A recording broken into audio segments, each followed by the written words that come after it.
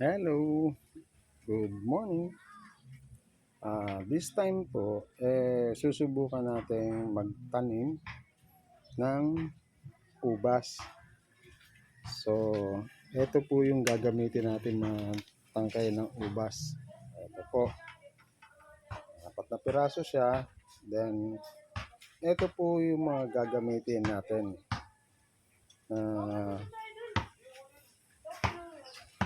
sa pagtatanim nito na materyales. So, meron tayo rito.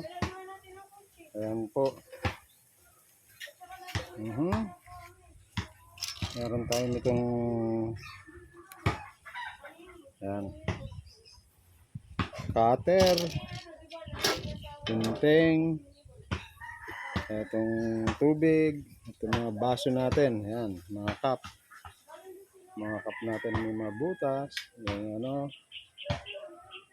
Then meron tayo rito, ito yung pinaka lupa natin gagamitin. Ayan po. May mixture na po siya, meron na mixture po yan. So ayan, so para makita nyo lang po kung ano yung mga ginagamit ko. Yan po. Yan yung ginagamit ko po para sa pagtatanim. Urban planting din tayo.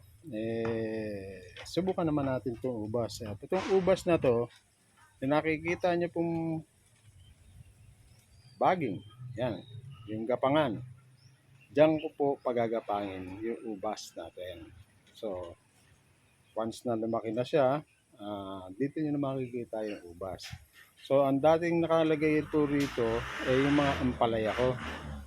Since yung mga ampalaya tumanda na at sumobra ng dami na nakuha ko, nandun po sa isang ano ko yun, nasa isang vlog ko po yun, ay makikita nyo po rin doon. Sarap. Kasi unang-una, good for the health. Ang pangalawa, hindi siya mahirap patubuin.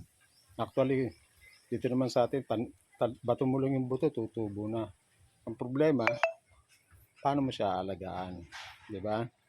Kasi ang ampalaya po, pag hindi natin nalagaan, marami pong mga beetle, mga apid, mga maraming kailangan pong kasi sa pagkahalaman po, lalo na pag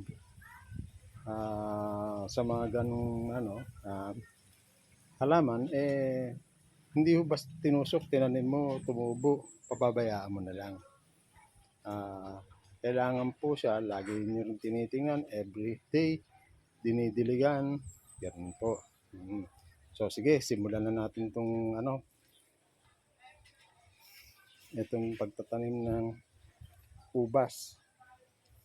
So, itong 4 na to, ilalagay ko muna dito, itatanim ko muna, tingnan natin kung magbubuhay. Sige po, panoorin nyo na lang po yung gagawin ko.